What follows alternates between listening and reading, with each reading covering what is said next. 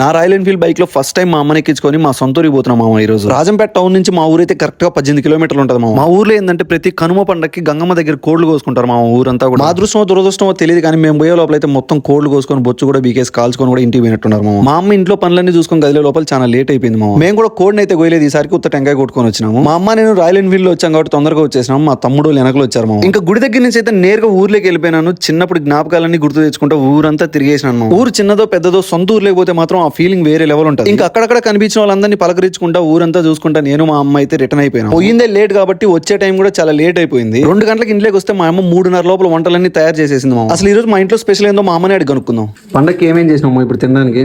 నేను చూసాను వడలు, chicken fry, mutton fry, chicken పులుసు, డక్కుసు, రసం, నేను చూసాను పచ్చికారం.